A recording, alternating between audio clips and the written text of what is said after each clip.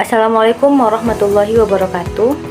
Hello everyone, welcome to today's learning video. My name is Amira Roshada with registration number 2230104002.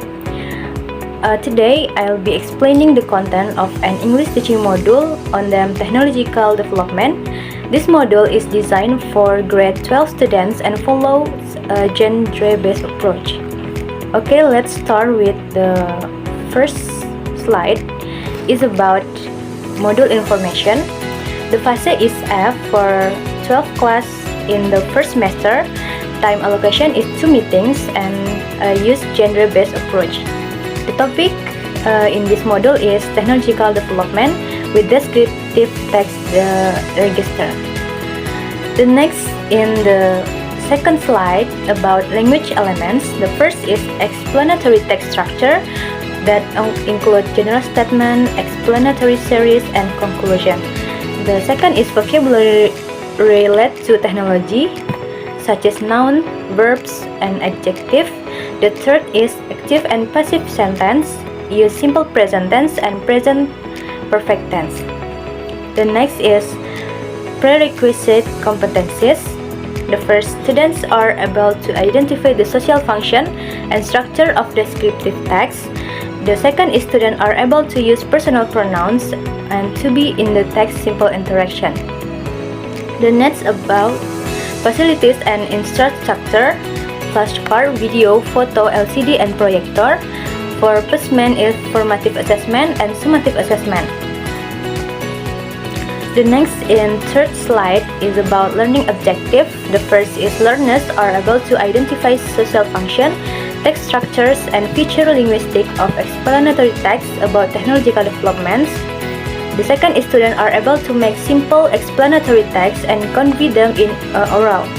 The assessment is formative assessment, KW card, observation, and group discussion. And for summative assessment is written explanatory text and presentation.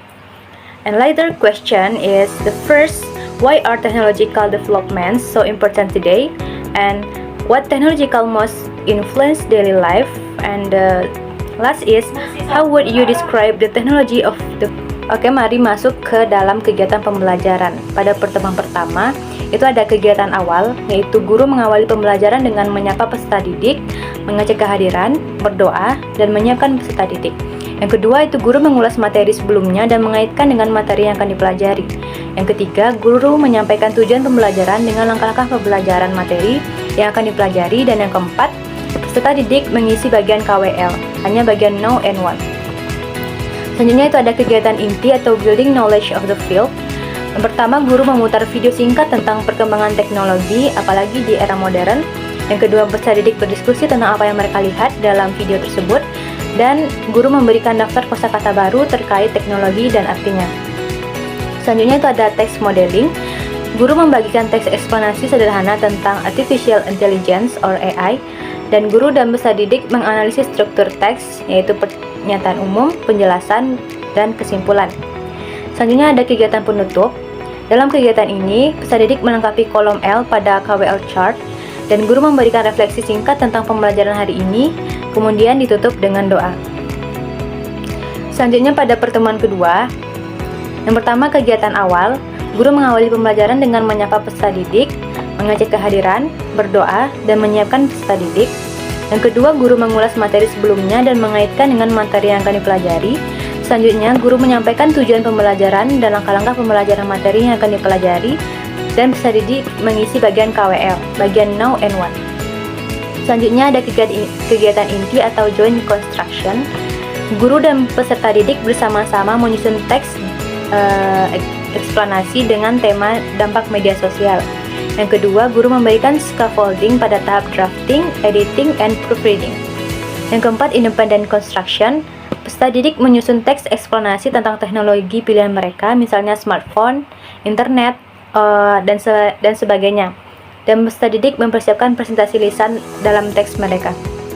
Selanjutnya ada kegiatan penutup, yaitu refleksi bersama tentang pengalaman membuat teks dan berbicara di depan kelas. Selanjutnya guru memberikan umpan balik atau konstruktif dan penutup dengan doa. Selanjutnya membahas tentang refleksi bagi peserta didik dan pendidik. Ada beberapa refleksi bagi peserta didik, yaitu yang pertama, apa yang kamu ingat tentang apa yang kamu pelajari hari ini. Yang kedua, dari apa yang kamu ingat, yang mana yang paling menarik. Yang ketiga, mana yang paling kamu suka.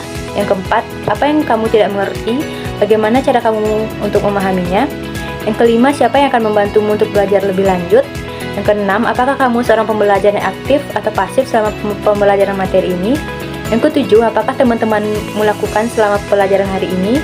Yang ke-8, dari apa yang kita pelajari hari ini, apa yang mungkin akan kita pelajari besok. Dan yang terakhir, bagaimana perasaanmu tentang materi ini, apakah tertarik, antusias, penasaran, atau bosan. Sedangkan refleksi untuk pendidik, yaitu yang pertama, apa tujuan saya mengajar materi ini. Yang kedua, apa yang saya sukai dari proses belajar mengajar ini. Yang ketiga, aspek atau hal apa dalam pengajaran dan asesmen yang berhasil. Yang keempat, aspek atau hal apa yang dalam pengajaran dan asesmen yang perlu peningkatan. Yang kelima, apa yang perlu saya lakukan agar lebih baik. Yang keenam, apa saja tantangan terbesar yang saya hadapi. Yang ketujuh, bagaimana cara saya mengatasi tantangan-tantangan tersebut. Untuk bagian dari jurnal refleksi diri, itu siswa diminta untuk mengisi nama, kelas, serta pertanyaan-pertanyaan yang sudah disusun tadi sesuai dengan apa yang mereka alami. Selanjutnya itu tentang tujuan pembelajaran dalam elemen membaca berbicara. Bertujuan untuk mengidentifikasi sosial, struktur teks, dan fitur kebahasaan dalam teks deskriptif yang bertemakan tentang perkembangan teknologi. Ada 4 kategori. Kategori yang pertama, identifikasi fungsi sosial. Bagi siswa yang belum mampu menunjukkan pemahaman tentang fungsi sosial teks, berada dalam perlu bimbingan.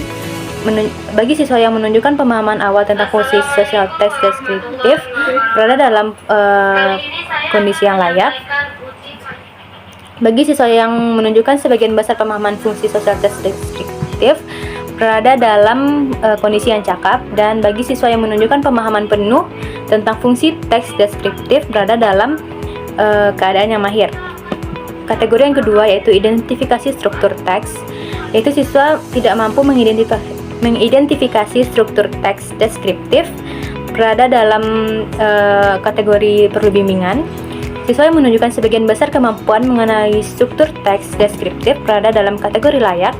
Siswa yang mampu mengidentifikasi sebagian besar struktur teks deskriptif, berada dalam kategori cakap. Dan siswa yang mampu mengidentifikasi dan menjelaskan semua struktur teks dengan tepat, berada dalam kategori mahir. Ada beberapa kriteria. Yang pertama, peserta didik dianggap mencapai ketuntasan jika berada pada minimal tahap cakap di setiap kategori. Yang kedua, peserta didik yang berada pada tahap mahir diberikan pengayaan dengan membandingkan 2 atau lebih tes deskriptif bersama dengan teknologi, misalnya smartphone atau robotika. Yang kedua, menganalisis perbedaan fungsi sosial, struktur teks, dan fitur kebahasaan. Yang ketiga, membuat teks deskriptif mandiri dengan tema inovasi teknologi di masa depan. Selanjutnya, learning cycle in gender-based approach. In the gender-based approach, there is a learning cycle. What is commonly done to achieve learning objective?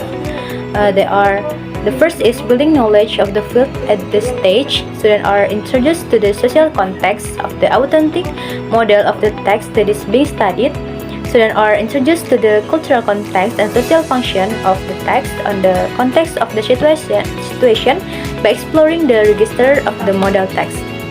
The second is text model. At this stage, students learn the structure and pattern of the text as well as linguistic feature from model text and compare it with other text samples.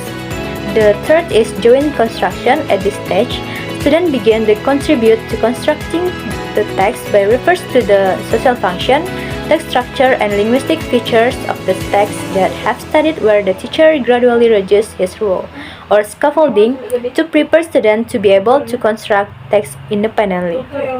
The fourth is independent construction. At this text, students work independently in constructing text. Product that produces at this stage can be used as the basis for learning assessment. And the last is linking relate text. At this stage, students are able to relate and compare what has been studied with other texts in the same different context. And the last about worksheet, yaitu contoh latihan yang akan diberikan kepada siswa mengenai materi yang sudah dipelajari sebelumnya. Di sini ada satu teks deskriptif inisiatif yang berjudul The Evolution of Technology.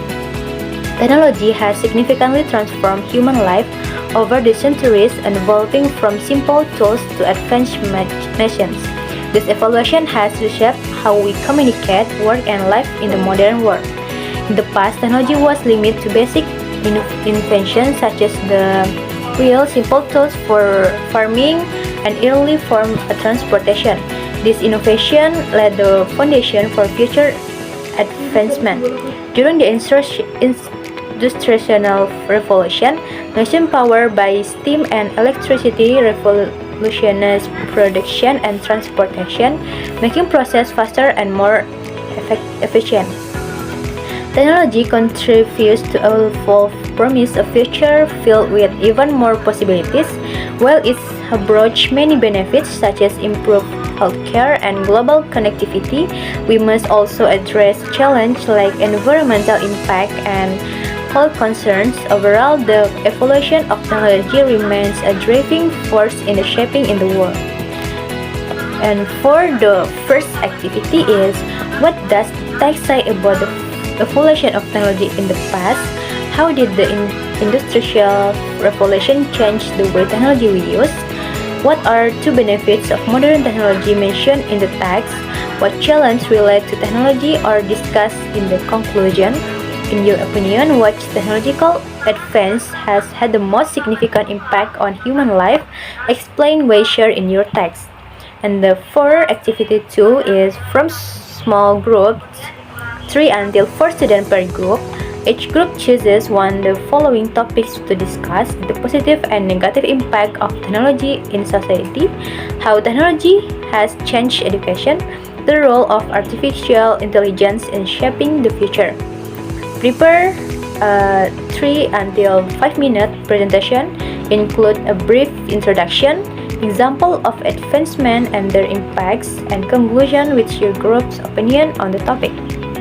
Okay, I think that's all from my module English learning.